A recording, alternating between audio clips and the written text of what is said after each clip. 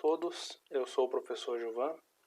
Eu vou apresentar agora para vocês uma das temáticas em contribuição ao CESP 2020. Já aproveito para fazer o agradecimento à equipe do CESP pela oportunidade de contribuir. Eu sou professor de Educação Básica na Secretaria de Educação do Distrito Federal no Brasil e também atualmente estou desenvolvendo uma pesquisa de pós-doutoramento na Universidade de São Paulo, a USP. Bom, hoje nós vamos conversar um pouco sobre Educação 4.0 e o papel da infosfera na pandemia do novo coronavírus, a Covid-19. Vamos lá então. Inicialmente eu vou começar a conversar com vocês sobre qual é a relação entre essa ideia, esse conceito de infosfera e Revolução 4.0, para que depois nós possamos ir para as duas temáticas restantes, que é a pandemia do novo coronavírus e a educação 4.0 nesse contexto. Nesse slide nós podemos observar as 4 grandes fases da Revolução Industrial. Vamos lembrar que o que mais diferencia as revoluções industriais são as fontes de energia, combustível e também os materiais produzidos. Então, na primeira Revolução Industrial, nós tínhamos a máquina a vapor, toda a indústria têxtil na região da Inglaterra. No século XVIII, essa primeira fase no século XVIII avança para uma segunda Revolução Industrial entre meados do século XIX, em países como Japão, Estados Unidos e Alemanha, entrando aí combustíveis como carvão mineral e avanço da indústria da produção de ferro e do aço nesses países, também o início da exploração da eletricidade e do petróleo, aí já mais para o início do século XX, que também faz parte desse movimento de expansão da Revolução Industrial. A terceira Revolução Industrial, que foi principalmente após os eventos da Segunda Guerra Mundial, quando esse grande movimento de industrialização chegou em países emergentes ou em desenvolvimento, como foi o caso do Brasil, de outros países da América do Sul, da África, do leste europeu e da Ásia também. Então, nós podemos dizer que a terceira Revolução Industrial é quando todo o processo de Revolução Industrial alcança o globo, vários países do mundo formando essa rede de países industrializados. E a quarta Revolução Industrial, que também é chamada de Revolução 4.0, ela está ocorrendo pelo menos desde os anos 80, os anos 70 até os dias atuais. Principalmente com mais pujança, com mais força, a partir dos anos 90, com o advento das redes sociais, do crescimento dos setores financeiros, da mudança da forma de se produzir, de se circular, de se consumir diferentes produtos ao longo dos últimos 20 e 30 anos. Mas lembremos que a quarta Revolução Industrial ela não tem um tempo definido, uma data específica. Costuma-se dizer entre as décadas de 70 e 80 do século passado. Então, essas são, rapidamente, as 4 fases da Revolução Industrial e para que nós consigamos aí localizar o que é a infosfera. Nesse slide eu trouxe para vocês observarem quais são alguns dos principais autores que trabalham com essas fases da Revolução Industrial e a conceituação a respeito também da Revolução 4.0. Aqui nós podemos observar autores como Jean-Claude André, Pierre Levy, Claude Baltz, David Harvey, o João Antônio Zufo, que é um autor brasileiro que já trabalhou com o conceito de infoera, o Manuel Castells com a Sociedade em Rede, uma grande temática relacionada à Revolução 4.0, o Neil Postman com seu Tecnopólio e também o Luciano Floridio com a sua Infosfera. Nesse caso, nós temos uma grande relação entre 3 trabalhos aqui. O Manuel Castells com a Sociedade em Rede, o Pierre Levy com a Cybercultura e as atuais conceituações e reflexões do Luciano Floridio relacionadas à Infosfera, que estão diretamente ligados a esse cenário da Revolução 4.0 ou quarta Revolução Industrial, que é a que nós estamos vivendo atualmente. Aqui eu trouxe 2 citações só para que nós façamos esse movimento de correlação conceitual. O Castells ele tem uma reflexão muito interessante que vai se conectar diretamente com o atual momento da pandemia, que a sociedade em rede ela não seria necessariamente informacional ou só virtual. Ela também ocorre no mundo real. Então, nós temos, por exemplo, como um sinal dessa sociedade em rede o avanço das correlações e das interligações entre mercadorias, produtos e pessoas. Por exemplo, nas redes de cidades e aglomerações urbanas no século XX e XXI. Então, isso também é um sinal dessa sociedade em rede que é informacional, mas também é de mercadorias e pessoas. Nessa outra citação do Luciano Floridi, ele vai ao encontro do que foi trabalhado anteriormente pelo Castells, o que diz respeito à sociedade em rede. E ele traz aqui uma reflexão muito interessante das tecnologias digitais de informação e comunicação e como que elas representam a conexão entre a infosfera e a quarta revolução industrial. Nós veremos mais adiante que as TDICs, essas tecnologias de informação e comunicação digitais, elas não só fazem parte da quarta revolução industrial e da infosfera, como também são fundamentais para algumas das soluções que a educação 4.0 pode trazer para o cenário pandêmico e pós-pandêmico. Bom, aqui para que nós possamos fazer um aprofundamento em algumas das conceituações relacionadas à infosfera do Luciano Floridi, nós temos um tripé formado pela infosfera, o OnLife e a hiperhistória. A infosfera seria relacionado propriamente ao encurtamento dos espaços possibilitado pela sociedade em rede e essa informação constante em circulação. O OnLife estaria relacionado à identidade no sentido de que hoje em dia nós temos uma correlação muito grande entre uma dependência relacionada à conexão, a estar conectado. Por isso que o Floridi vai nos falar de um OnLife, uma nova identidade conectada, mesmo que, e alguns autores trabalham com isso, essa conexão ou essa aproximação virtual nem sempre representa uma aproximação real. E a hiperhistória está também diretamente ligada a essa questão do espaço, seria essa aceleração do tempo, ou seja, muito daquilo que era conceituado como o futuro a se chegar, a infosfera ela traz como o futuro que já chegou, que já está posto.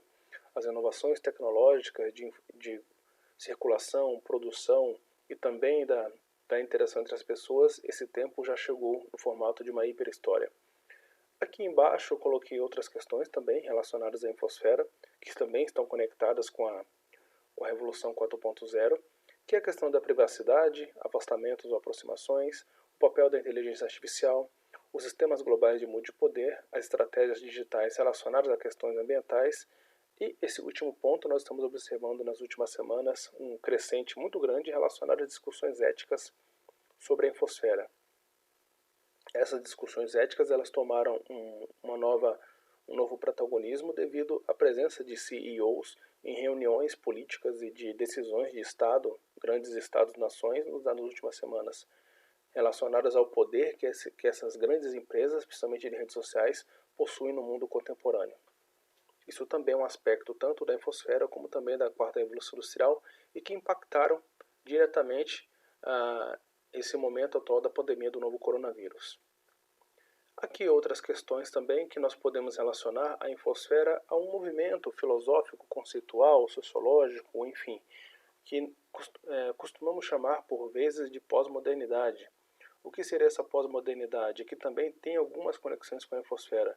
O enfraquecimento das grandes metateorias, a fragmentação da ideia de sujeito, a dialética entre as identidades locais, regionais e globais, aquilo que nós já comentamos no slide anterior, que é a aceleração do tempo e encurtamento dos espaços, toda a questão do questionamento relacionado ao papel e à estrutura do Estado nesse mundo contemporâneo, a hiperrealidade e a sociedade do simulacro, essa questão do consumo da imagem também é um sinal desses tempos contemporâneos. Isso também foi verificado ao longo desses meses da pandemia do novo coronavírus. O abalo das relações emocionais e conjugais, fraternais, familiares e sociais. E também uma questão de uma nova forma de se consumir, aquele consumo efêmero. E, por fim, talvez o mais interessante, que é a dificuldade de você conceituar, revisitar ideias e estabelecer novos parâmetros de análise e também de pensar e fazer cientificamente e filosoficamente o tempo contemporâneo, essa era contemporânea. Então nós temos diferentes nomes, então você vai ter hipermodernidade, pós-modernidade, o Floridi traz a ideia de uma infosfera, já foi a sociedade em rede, então existe também essa complexidade de se pensar o contemporâneo. Aqui eu trouxe alguns autores que se aproximam, que possuem tangenciamentos no sentido de se aproximar ou de contestação, um afastamento relacionado à infosfera e também à pós-modernidade. Seriam eles o Gilles Lipovetsky com seu capitalismo estético, o Eric Hobsbawm com a sua era dos extremos e com a sua visão relacionada aos fatos históricos. O Bauman, com a liquidez na contemporaneidade, ele possui diferentes obras que tratam sobre isso. O Zizek e o Debord exploram muito a questão do espetáculo, da ideologia e também da hiperrealidade da imagem. A esquizofrenia, trazendo elementos da psicanálise, elementos de uma ontologia do sujeito nesse tempo contemporâneo, muito presente no Deleuze e Guattari. A desconstrução, trazida por Derrida e seus seguidores. O discurso filosófico comunicacional do Habermas. E aqui um ponto muito interessante, que também tomou uma força muito grande no momento atual da pandemia, que é a teoria da necropolítica e do necropoder do Achille Mbembe, que não deixa de ser, de certa maneira, uma evolução, um passo além do que o Foucault havia conceituado no que diz respeito ao biopoder e à biopolítica. Então nós temos aí uma questão muito interessante, que houve sim posturas necropolíticas ou necroestatais ao longo dos últimos meses da pandemia do novo coronavírus. Então nós temos aí alguns autores que se relacionam se aproximando ou se afastando tanto da infosfera como também outras questões relacionadas à quarta revolução industrial. Bom, aqui já alguns pontos que nós podemos correlacionar entre a pandemia do SARS-CoV-2 e a infosfera, que seria o seguinte: eu já tinha comentado sobre a questão do Castells, na sociedade em rede, que as grandes aglomerações urbanas e regiões metropolitanas favoreceram o atual momento da pandemia e podem favorecer outros cenários pandêmicos. Intensificação de mobilidade de pessoas e mercadorias, os blocos regionais e internacionais, ou seja, você vê, é possível observar a aproximação comercial entre países, estados e nações, favorecendo essa circulação de pessoas e mercadorias e, eventualmente, um cenário de pandemia, como foi o caso agora da Covid-19. O aumento da dependência tecnológica para a produção, consumo e prestação de serviços, isso também foi um grande sinal relacionado ao momento contemporâneo da pandemia, mas não nos deixemos enganar, a economia ela se dinamiza, ela se adapta. Então nós vimos, por exemplo, toda a questão cambial, toda a questão de produtos se adaptando ao cenário pandêmico, principalmente na questão das commodities internacionais. Previa-se até uma crise maior global, lógico que ela foi muito grande, tanto em relação às crises de 2008, às crises do petróleo da década de 70 ou a crise do século passado, dos anos 30, mas o poder de recuperação da economia está se mostrando muito forte. A circulação desenfreada de informações não checadas cientificamente, isso é um ponto onde a infosfera ela vai ao encontro direto do que está acontecendo. Não é apenas uma pandemia do novo coronavírus, do SARS-CoV-2, mas também uma pandemia de desinformação. Isso está sendo muito agravado em países onde houve um negacionismo governamental e poucas ações ou ações desencontradas da saúde, como foi o caso dos Estados Unidos, México e Brasil. E, fazendo uma conexão direta ao último ponto, essa questão da desinformação normalmente está relacionado ao agenciamento político, mercadológico e ideológico dos efeitos da pandemia e também seus impactos na sociedade. Ela não prioritariamente deveria ser encarado como um problema de saúde, mas principalmente as questões ideológicas, políticas e mercadológicas, elas entraram nesse bojo, complexificando o momento atual, inclusive dentro daquela perspectiva também contemporânea da quarta revolução industrial do multipoder. Então, blocos ou países estão muitas vezes tomando decisões ou tendo ações individuais e não organizadas ou coordenadas para o combate ao novo coronavírus. Isso também é um sinal tanto da quarta revolução industrial como esse contexto todo dessa sociedade em rede, dessa infosfera. Bom, aqui vamos partir então para alguns dados relacionados à pandemia do novo coronavírus. Eu peço desculpa que aqui a fonte ficou um pouco pequena, mas não vai atrapalhar a nossa apresentação. Nesse slide nós temos alguns autores, obras ou trabalhos que estão tratando sobre os dados relacionados à pandemia. Então nós podemos ver, por exemplo, autores chineses, autores britânicos, estudos de diferentes países, tentando oferecer reflexões, análise de dados e projeções para a questão da pandemia da Covid-19. Um ponto especial que nós podemos chamar a atenção é como muitos desses estudos relacionam a questão informacional da sociedade em rede e da conexão entre pessoas e mercadorias para o favorecimento dessa pandemia. Então, o fator espacial para a difusão do contágio está sendo muito questionado, muito analisado. O que poderia ser feito para diminuir esse contágio do novo coronavírus? E por que isso? Porque quando nós observamos cenários epidêmicos e pandêmicos, como é o caso desse slide, o fator espacial ou o fator de circulação de pessoas é fundamental. Vamos lembrar, no ano de 2009 nós tivemos um cenário pré-pandêmico, foi um início de pandemia, não chegou a avançar tanto como foi o caso agora da Covid-19, que foi o H1N1, ou também conhecido como influenza A. Inclusive, muitas das pesquisas que ocorreram há 10 anos atrás estão sendo revisitadas e atualizadas em seus métodos e análises para a pandemia do novo coronavírus. Também é importante citar que há patógenos sazonais, muitas vezes por vetores de pequenos insetos ou pequenos artrópodos, como é o caso do Aedes aegypti aqui no Brasil, onde nós temos a circulação de doenças como o Zika vírus, o arbovírus, o chikungunya e a dengue. Então nós temos já cenários sazonais de epidemias, principalmente em países tropicais. Em 2012 houve um coronavírus, não é o da Covid-19, com uma síndrome respiratória no Oriente Médio, que foi o MERS-CoV. E quando nós vamos analisar historicamente, o cenário pandêmico mais próximo do da Covid-19 ocorreu há 100 anos atrás, que foi em 1918, na gripe espanhola, que era uma variabilidade viral do influenza e que é o cenário pandêmico que nós temos a maior proximidade de alcance, de número de mortes, velocidade de contágio e impactos em diferentes setores da sociedade. Então, a gripe espanhola de 1918 é o mais próximo historicamente da Covid-19, em questão de impacto, de tamanho e em como isso está afetando a sociedade. Vamos lembrar que os sintomas da Covid-19, apesar de serem já muito conhecidos, como tosse seca, febre, cansaço, cefaleia, dores no corpo, ainda nós estamos descobrindo novos sintomas e novas sequelas do que pode vir a ser as pessoas curadas da Covid-19. Por exemplo, nós não sabemos ainda qual é o índice ou qual é a probabilidade de uma pessoa ser reinfectada. Quais são a quantidade de pessoas que, por exemplo, um sintoma que ainda não está certo, que é a perda do olfato. Então, muitas questões estão ainda sendo estudadas relacionadas ao coronavírus ao mesmo tempo que a pandemia se desenvolve.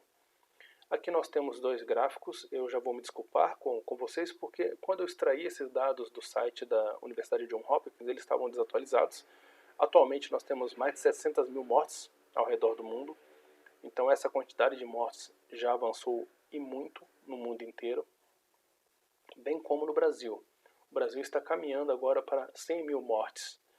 Então, são números que há uma previsão, uma projeção de que nós possamos aí chegar a um número de 1 milhão de mortes até o final do ano, ou até mais do que isso. Até porque países como Estados Unidos, Brasil, México e Índia não estão necessariamente controlando a questão do contágio e os números de mortes continuam, se não subindo, mas não estão em decréscimo.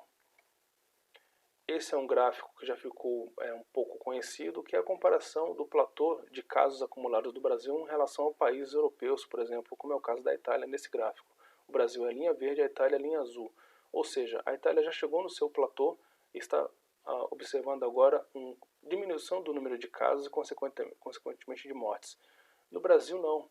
No Brasil, nós temos um cenário de um platô muito alto do número de casos e mortes e que entra numa questão também relacionada ao que nós tínhamos falado da infosfera, que é a dificuldade dessa informação correta chegar nas pessoas, nos órgãos responsáveis, nos governos, e essa circulação da informação correta, ou seja, de ter o acesso ou ter uma divulgação dessa dificuldade no número de casos e mortes no Brasil, de não haver uma queda, não haver um decréscimo. Então, esse número atualmente no Brasil ele está aí por volta de uma média semanal de 1.000 mortes E esses são os dados oficiais, por mais que haja uma questão da circulação de informação que muitas vezes vá de encontro a esse cenário que é gravíssimo no Brasil e provavelmente ficará assim até o final do ano. Esse gráfico ele mostra muito das ações que foram pensadas para a questão do distanciamento social. Vamos lembrar da sociedade em rede, tanto no mundo virtual como real.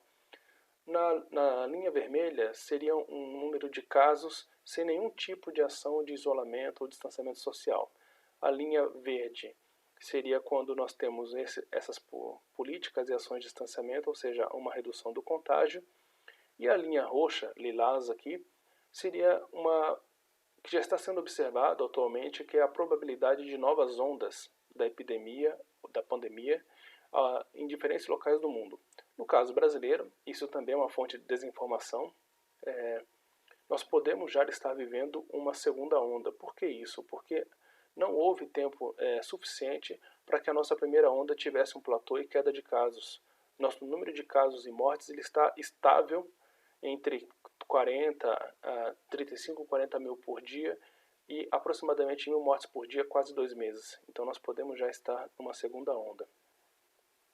Nesse organograma nós temos a principal ação relacionada ao que se pode ter como ação sanitária para o novo coronavírus, que é a questão do distanciamento social, o isolamento social ou eventualmente até políticas de lockdown.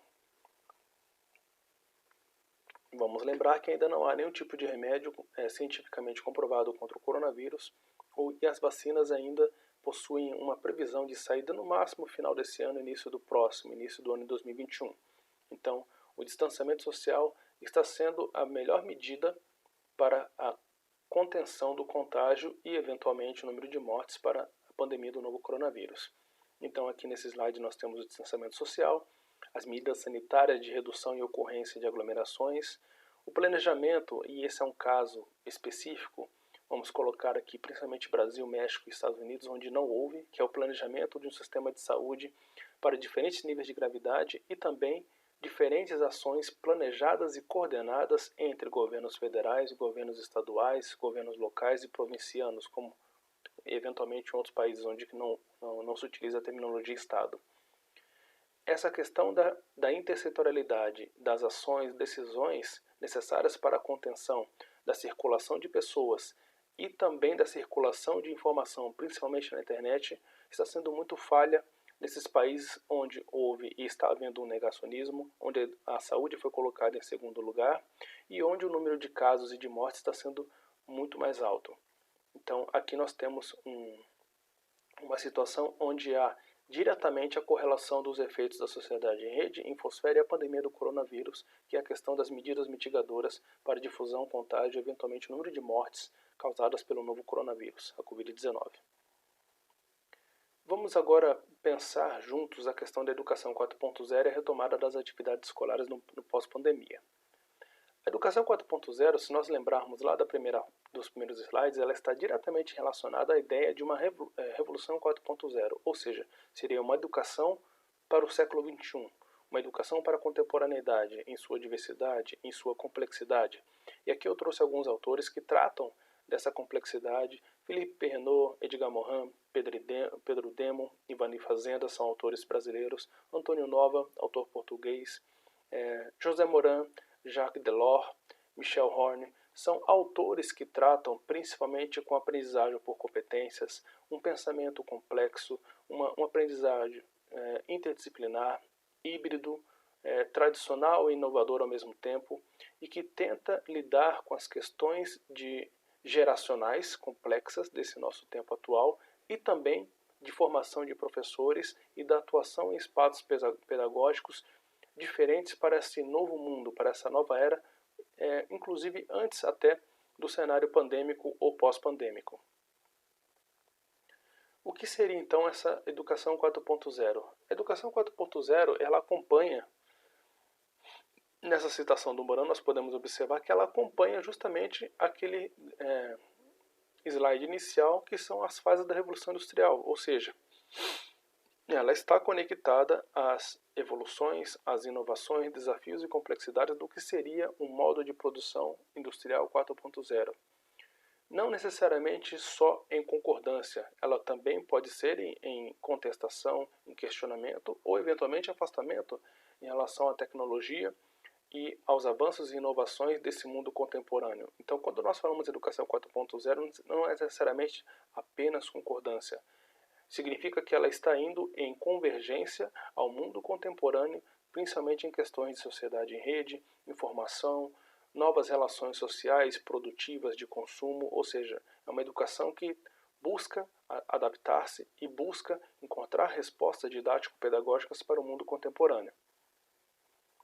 Bom, e se nós pensarmos na questão de como então essa educação 4.0 pode propor soluções de atividades didático-pedagógicas para o período pandêmico e também o pós-pandêmico. E aqui nós temos a questão do ensino híbrido, que está sendo um desafio muito grande, o e-learning, a educação à distância, porque aí nós vamos lembrar do que eu havia comentado, que a educação 4.0 ela também pode ser de questionamento ou distanciamento.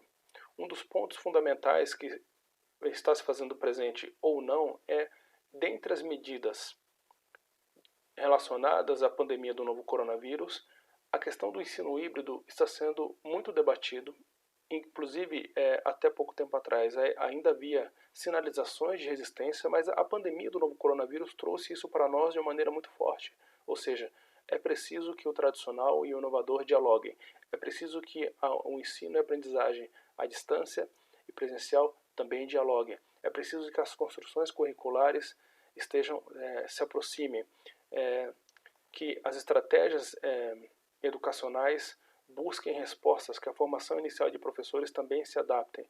Então, a pandemia do novo coronavírus ela trouxe esses desafios e muitas situações, como é o caso do estado de São Paulo, que possui uma rede de ensino gigantesca, está tendo muitas dificuldades, porque não são todos os estudantes que possuem, por exemplo, acesso à internet, acesso a informações de qualidade, cientificamente comprovadas, não são todos os professores que possuem a formação necessária para atuar no ensino híbrido, dentro dessa perspectiva da educação 4.0 para os problemas e possíveis soluções do cenário atual da pandemia do novo coronavírus, ou seja, são muitas questões que nós podemos pensar, mas o ensino híbrido ele surgiu, na verdade ele emergiu como uma das grandes respostas a esse cenário atual, tanto pandêmico como o que virá a ser o pós-pandêmico.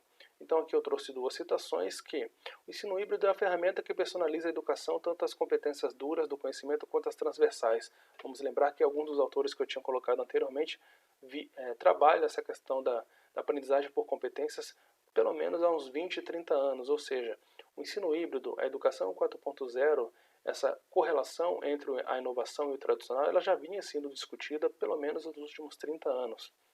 A pandemia do novo coronavírus ela não trouxe essa questão da educação 4.0, o ensino híbrido ou as possibilidades do digital, do virtual e o real dentro do cenário de aprendizagem. Ela potencializou o debate e também potencializou essa questão do uso da metodologia do ensino híbrido na perspectiva principalmente da educação básica, porque vamos lembrar, no ensino superior, a questão do ensino híbrido já estava em franco desenvolvimento e avanço há alguns anos.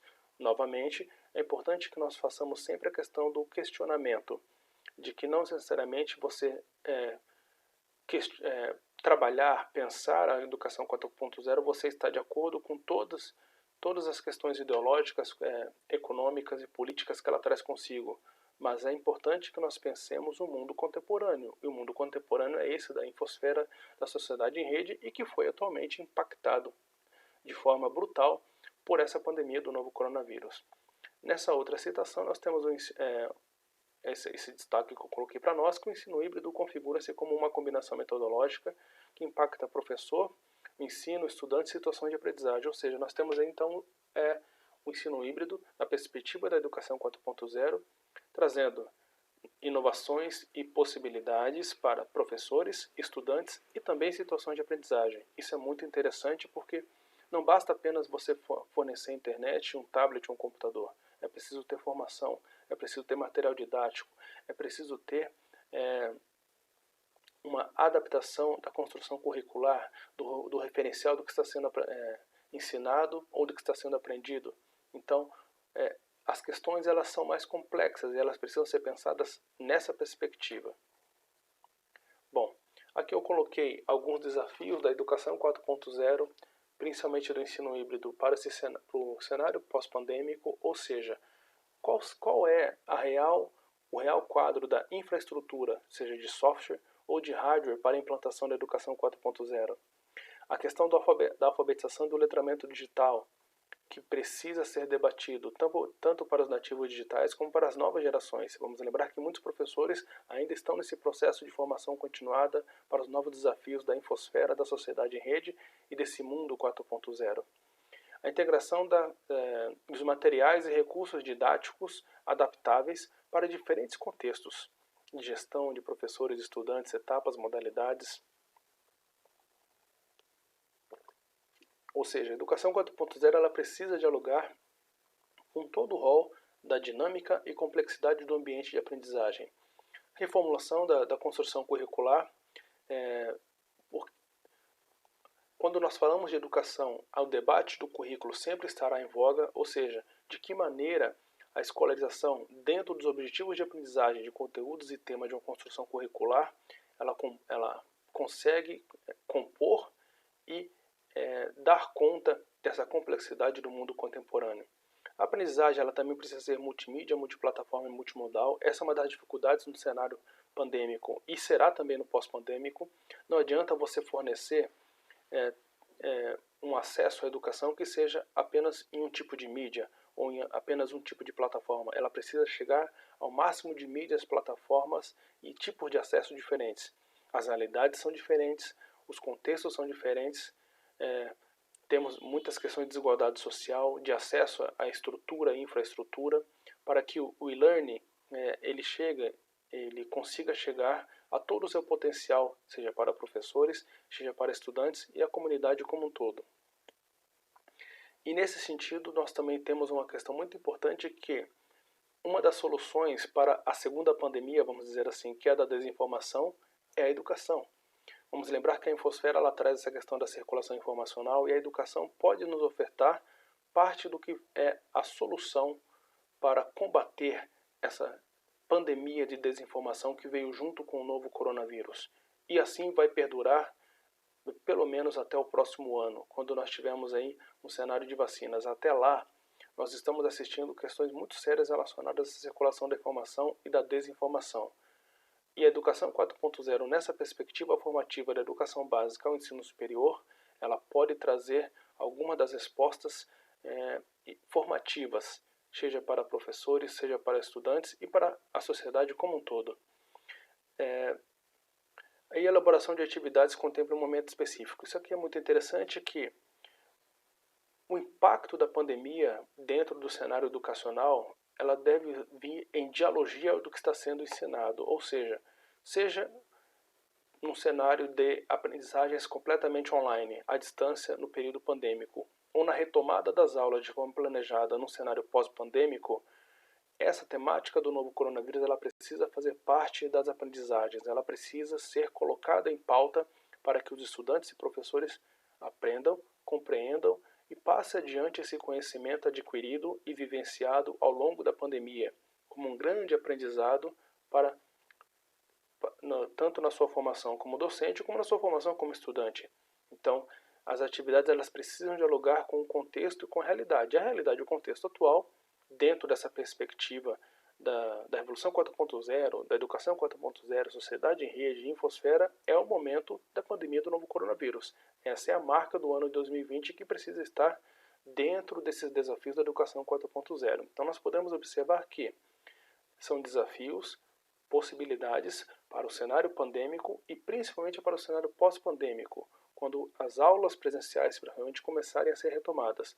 Nós podemos perceber que os questionamentos são muitos, mas as possibilidades elas também se mostram a nós, desde que nós estejamos abertos ao diálogo entre o tradicional e o inovador, entre as questões de desigualdade social, de estrutura e infraestrutura, a formação de professores, de gestores, ou seja, são muitos elementos que fazem parte do que pode ser as nossas respostas, resoluções e soluções para o cenário pandêmico do novo coronavírus. Bom, Aqui está a bibliografia. Eu agradeço novamente a oportunidade concedida pelo CESP de poder contribuir com o evento. Espero que o debate posto entre infosfera, pandemia do novo coronavírus e toda essa questão de como a educação nos trará respostas ou vai nos problematizar questões de como lidar com isso, essa questão toda do novo coronavírus no ano de 2020 tenha ficado claro nessa apresentação. Logicamente, não há soluções prontas ou fáceis, mas é por meio da educação que nós possivelmente encontraremos os melhores caminhos para lidar com toda essa situação. Novamente, agradeço a oportunidade ao CESP 2020 e esses foram os questionamentos e as reflexões que eu coloquei para que nós possamos pensar juntos nessa correlação entre sociedade em rede, a infosfera, a pandemia do novo coronavírus e a educação 4.0 dentro desse contexto. Muito obrigado.